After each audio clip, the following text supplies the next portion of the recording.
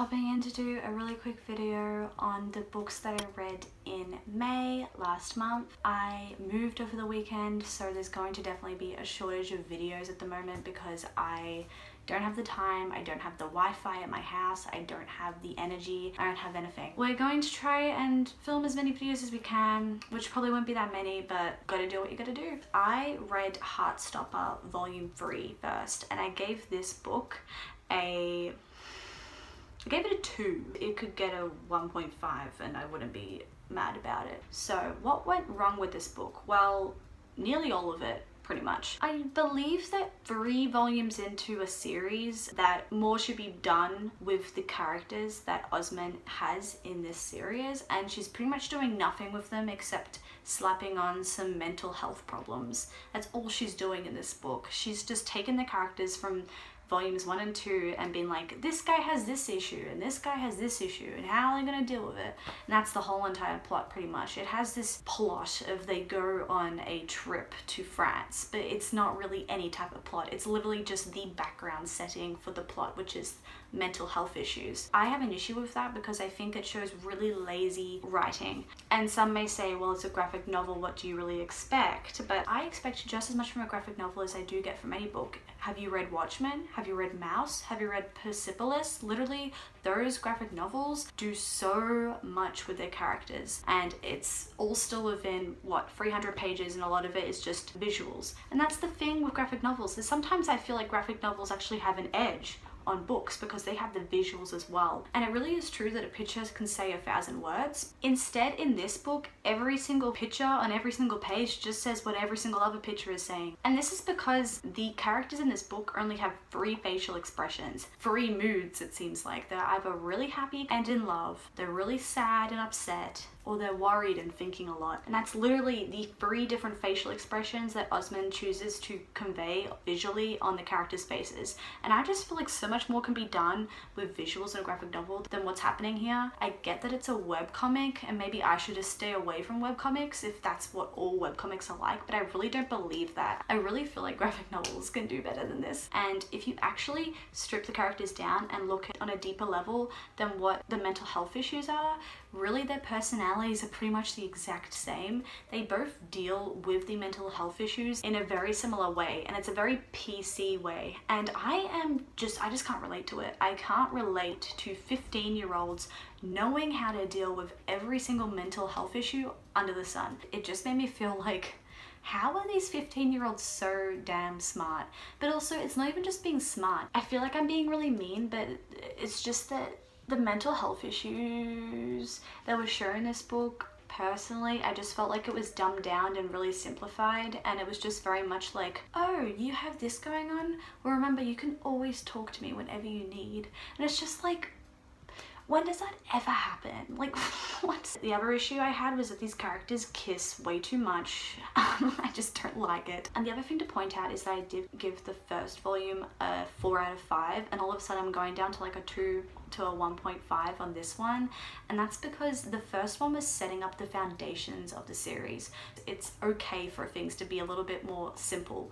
I get that, because it's setting up the foundation for more layers to then be added on top in volumes later down the track. But when it is now 3 volumes deep and the only complexity that's being added to these characters is mental health issues, I don't vibe with it. I don't really like it. The next book I read was Severance. I gave Severance a 4 out of 5 stars. I really enjoyed Severance. I thought this book was pretty damn brilliant. I'm really happy that I read a book like this during this pandemic of coronavirus, because this book also follows a world pandemic where everybody becomes fevered, is what they call it in the book, and essentially is very similar to COVID-19. It's highly contagious and it spreads throughout the world, and what happens when people get it is that they end up doing monotonous tasks over and over again. So for instance, if someone is like a clothes sale assistant in like a clothes shop, they will just end up just folding clothes over and over again all day, all night, and that's just like how they live their life now as a fevered person. That was actually like a really cool concept that I liked in this book, and I felt like Ling Ma did a really good job with using that and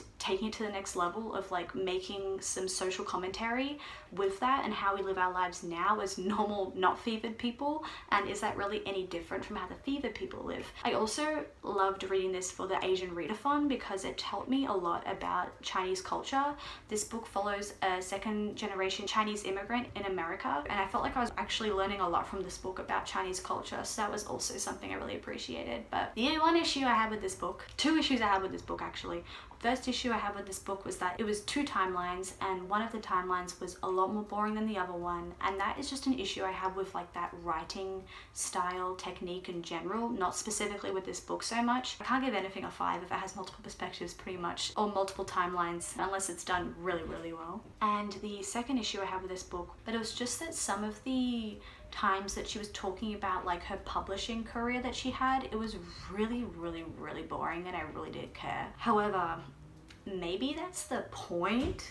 Like, I was meant to be bored by that, so then that makes me think like this book's genius, you know what I mean? Because it's making me realize how monotonous her world is, like her life was. Anyway, so it's a 4. 4 is quite high for me, so I give it a 4 still because it really does make me think, and I thought it was a really good book and people should check it out definitely. The third book I read in May was The Wall of Ascension by Brandon Sanderson. I also gave this book a 4. I had 2 4-star books in a row, which is really good for me. And I want to say that I gave the first book, The Final Empire, a 3, and I think there was a couple reasons why I did that. Firstly, it was overhyped, and secondly, I had never read high fantasy before.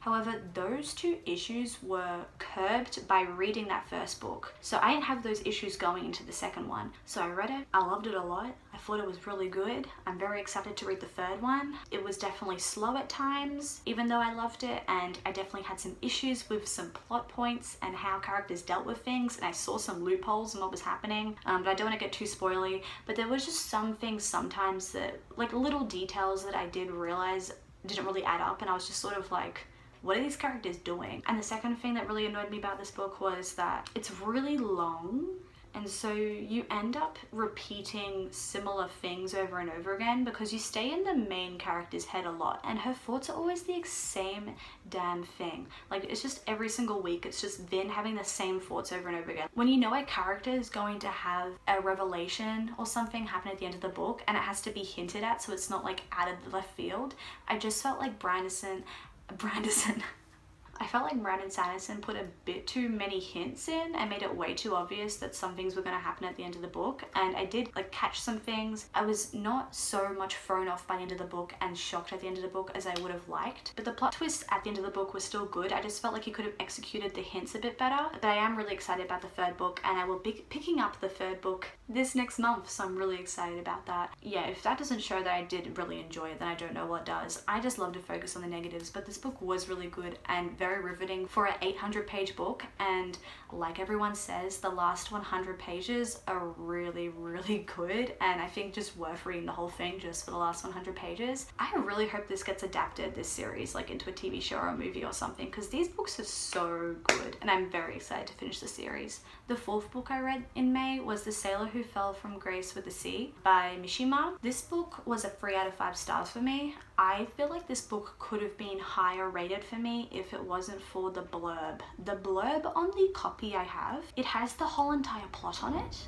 I don't know what it takes for a blurb writer to get hired, but you think that knowing the definition of what a blurb is would be included. A blurb is not meant to spoil the whole entire book for you and tell you every single little plot detail down to the last 2 pages. The only page where I didn't know what was going to happen was like the last page of this book. So that just ruins the whole entire reading experience for me. And I find it very hard to rate this book and to review this properly because I didn't actually get a proper reading experience. I just read the blurb, which is the synopsis essentially. And then I went and actually read the real book, and that was just a detailed blurb. And then the other thing with this book is that the actual ending moral that this book finishes with, which was like the last page and the only thing that I didn't know going into it that wasn't on the blurb, is something that I didn't even agree with. The whole moral of this book is like glory is found in like death or like never having love. I was just sort of like, I read this whole entire book for that, believed in. And the thing is, I know Mishima is a very controversial writer. He had a very controversial life. So I knew this book wasn't going to be probably something that I agreed with, and it was going to be something a little bit different. And there definitely were aspects of this book that I really liked. I actually really loved reading the story, and I found it very easy to read. It was more just that, like, only thing that I'm looking forward to is the end, and the end is something that I don't agree with. There's hardly anything positive to come out of this book for me. I did really like the writing style though, and I liked the characters, and I liked the setting. So I do want to read more by him, and what I'm going to do is I'm just going to pick up another Mishima eventually, but not read the blurb just in case, because maybe it's a Mishima thing. Like, I don't know. The fact that I still gave this book a 3 out of 5 stars when I don't agree with it, and the whole entire blurb spoiled it for me, shows that it still was really enjoyable for the most part. So, and then the last book I read, which I read yesterday and I finished it yesterday, is And the Mountains Echoed by Khaled Hosseini. I read this book till late last night and I cried, and it was very nice. But the thing with this book is that I did give it a 3 out of 5 stars. And once again, there's a few reasons why. Firstly, Khaled Hosseini decided to do some different types of storytelling techniques than he usually would with this book. He decided to go with multiple perspectives and multiple storylines, and I just wasn't there for it at all. It felt weird, it felt jagged, it didn't feel very cohesive or all connected into a very nice situation. It just felt really like everything was sort of out of place and nothing really fitted. I saw that he was trying to fit it, but it just didn't fit for me personally. And I think that comes down to the fact that, like, there were some storylines where I just didn't care, and I just ended up skimming it because I was just like, I really don't care at all. Like, get me back to the people I do care about. And that's just an issue I have with multiple perspectives and multiple storylines and timelines. I feel like Khaled Hosseini really stands out when he just sticks to the one character or the 1 or 2 characters, and he really makes you feel for those characters. The thing with this book is that it's about a brother and a sister, and it's about something terrible that happens to them when they're young, and that is told right at the start of the book in the first chapter. And so I really cared for this brother and sister. Within 40 pages, he was making me really, really sad, and that's what Hosseini's really good at. He then stepped away from that storyline and took forever to get back to it, and I pretty much figured out halfway through, I was like, I'm gonna have to wait to the end of this book to get back to that other storyline, which sucked, because then I was just sort of waiting to get to the end of the book so I could read the last chapter. And the other thing is I'm way more sad usually reading a Hosseini book than I was reading this one. A Thousand Splendid Suns ruined me, and we all know that Kite Run is super sad as well. So this book was actually like more lighthearted and not as sad in my opinion. And I don't want to be like a sadist where I'm like, we all have to be like really sad all the time, but it's like I pick up a Hosseini because he makes me sad. And that's what I wanted to read when I'm reading Hosseini, is I want to be on the floor like crying. That's what I read this book for.